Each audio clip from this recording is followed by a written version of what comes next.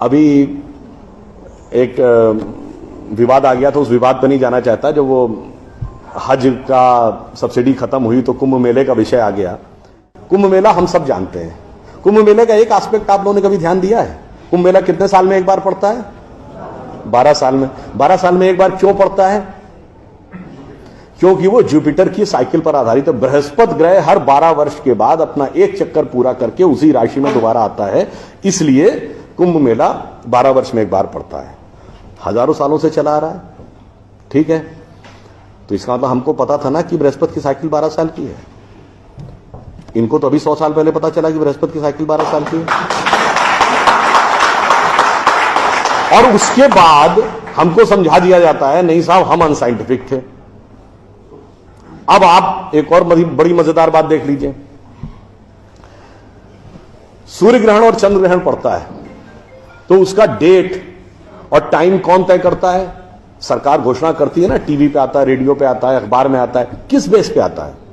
NASA की physical observatory बताती है कि फलां तारीख को इतने बज के इतने मिनट पे सूर्य ग्रहण या चंद्र ग्रहण पड़ेगा, सोलर इक्लिप्स और ल्यूनर इक्लिप्स। मगर ये बताइए 1950 से पहले तो नासा की ऑब्जर्वेटरी नहीं थी। 1920 में जब अल्बर्ट आइंस्टीन ने रिलेटिविटी की थ्योरी दी, उससे पहले रिलेटिव मोशंस ऑफ प्लैनेट नहीं पता था। सॉरी, 1916 में। 1920 में एडविन हबल एक साइंटिस्ट हुए जिन्होंने एक्सपेंडिंग यूनिवर्स की थ्योरी दी, उससे पहले एक्सपेंशन ऑफ यूनिवर्स नहीं पता था। 1900 में मैक्स प्लैंक साइंटिस्ट हुए जिन्होंने लाइट की क्वांटम की थ्योरी दी, फोटॉन्स वाली, उससे पहले प्रोपगेशन ऑफ लाइट ही नहीं पता था। 1897 में जे टॉमसन ने इलेक्ट्रॉन खोजा, उससे पहले आप मानते थे एटम अनडिविजिबल है। और 1633 में आप ये कहते थे, गैलीलियो को फांसी दे रहे थे इस बात के लिए कि उसने कहा सन रिवॉल्व्स राउंड द अर्थ, गलत है। तो भैया आप 380 साल चल के जहां पहुंचे हैं, हमारा पंचांग तो युधिष्ठिर के जमाने से एज इट इज चला आ रहा है 5100 साल। मतलब ये लॉजिक नहीं है, ये तो साइंटिफिक प्रूफ। फिर भी हमें समझाया जाता है कि साहब जो हमने सोचा उस सब हम अनसाइंटिफिक थे, हम गलत थे। बड़ी मजेदार बात है। इन ए स्पैन ऑफ लिविंग जनरेशन 50 साल में, देखिए ये जो अर्बन नक्सल्स थे उन्होंने हमारे दिमागों में क्या क्या भरा और फैक्ट क्या था। 50 साल पहले जिस जिस चीज का मजाक उड़ाया गया वो चीज आज ठीक उसके उलट हो गई। 50 साल पहले कहते थे अरे यार ये अगर खेती करनी है तो mechanised farming, chemical fertiliser use करो। गाय के गोबर से कोई खेती होती? आदमी चांद पे पहुंच गया, तुम गाय के गोबर पे पड़े हो। आज नहीं, ऑर्गेनिक फार्मिंग। 50 साल पहले क्या कहते थे? अरे भाई ये जड़ी बूटियों फल पत्ती खाने से कोई इलाज होता है? नीम हकीम खतरा है जान। खाना है तो नई दवाएं खाओ, क्लोसिन, मेटासिन, टेरामाइसिन। आज आप क्या कहते हैं? नहीं, केमिकल नहीं, हर्बल मेडिसिन की तरफ जाओ। ठीक, आज से केवल 50 साल पहले आप ये कहते थे, जब हम कहते थे पेड़ों की रक्षा करो, जंगल की रक्षा करो, पहाड़ की रक्षा करो, कहते थे this is the reminiscence of a primitive tribal civilisation. आज 1992 के रियो डी जेनेरो से लेकर 2009 के कोपेनहेगन से लेकर 2016 के पेरिस तक आप कहते हैं नेचर फ्रेंडली डेवलपमेंट करो। भैया सब कुछ उलटता जा रहा है। जो हमने कहा, जिसका आपने मजाक उड़ाया, वो सब कुछ सही होता जा रहा। अब मैं एक और बात कहूंगा जिसका कि बहुत मजाक उड़ाया गया, शायद हम लोग कभी ध्यान नहीं देते। भारत में यह कहा जाता था कि ज्ञान प्राप्त करना है तो ध्यान लगाओ। संत महात्मा जाके गुफा में ध्यान लगाते थे, पीर फकीर जाके कहते थे इल्हाम हो जाएगा। लोग कहते थे क्या बेवकूफ है, हाउ इज इट पॉसिबल? ऐसा कहीं हो सकता है क्या कि जाके ध्यान लगाया और ज्ञान प्राप्त हो गया? If you want to attain knowledge you must outreach, understand the things, meet the people, visit the place, like what Darwin has done. अब 50 साल बाद मैं आपसे पूछता हूं, आपको न्यूयॉर्क टाइम्स अखबार पढ़ना है तो 2 रास्ते हैं।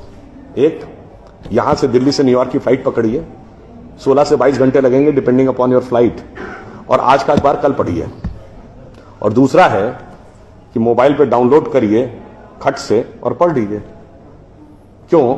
आपके हाथ में डिवाइस है, जिसने डिवाइस बनाई उसने सॉफ्टवेयर भी बनाया है, और जिसने सॉफ्टवेयर बनाया उसने सपोर्टिंग नेटवर्क भी बनाया है। उसी ढंग से हमारा शरीर एक डिवाइस है, तो इसके अंदर मन, बुद्धि, चित्त, अहंकार और कॉन्शियसनेस एक सॉफ्टवेयर है, और उसका कनेक्टिंग नेटवर्क भी है। बस नेटवर्क से कनेक्ट होना है और सब डाउनलोड है। और अंत में मैं एक उदाहरण दूंगा। सब कुछ कहा जाता था कि पैसे के कारण शोषण हुआ, इसलिए खड़े हो जाओ, लोगों के साथ भिड़ जाओ। हमारे यहां परंपरा में त्याग का महत्व था।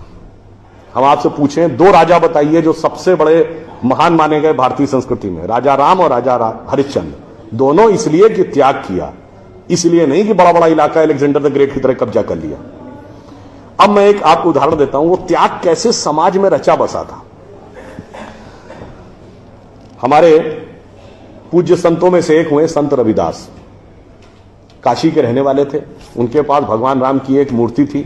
काशी नरेश उनके पास गए, कहा जाता था इतनी सिद्ध मूर्ति है, आप कृपया इसे मुझे दे दीजिए। ऐसी मूर्ति राजा के पास होनी चाहिए राजभवन में, ना कि इसमें मैं इस मूर्ति के वेट का 10 गुना सोना आपको दे दूंगा। उन्होंने मना कर दिया। उन्होंने कहा जी इसके वेट का 100 गुना सोना दे दूंगा। उन्होंने मना कर दिया। तो राजा को थोड़ा क्रोध आ गया। उसने कहा ऐसा है रैदास जी, आज जिस झोपड़ी में रह रहे हैं इसमें जितना सोना आ सकता हो नीचे से ऊपर तक उतना भर लीजिए, उतना मैं आपको देने को तैयार हूं। तो एक बार उनकी पत्नी का मन आया कि भाई ऐसा बढ़िया ऑफर नहीं मिलेगा, अब हमें इस पर विचार कर लेना चाहिए। रैदास ने क्या जवाब दिया? एक मोरो राम नाम धन, एक मोरी आशा, ऊ धन आई है ई चले जाइए, ना चाहे भगत रैदासा। मना कर दिया।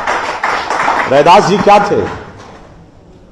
वो जूते बनाते थे, आज की परिभाषा के अनुसार दलित थे। अब आप आइए, संत कबीर जुलाहा थे, आज की परिभाषा के अनुसार ओबीसी। जब उनके बेटे ने भगवान के भजन के बजाय पैसा कमाना शुरू किया तो कबीर ने क्या कहा? उनके बेटे का नाम था कमाल। उन्होंने कहा बूढ़ा वंश कबीर का, उपजा पूत कमाल, और हरि का भजना छोड़ के घर ले आया माल।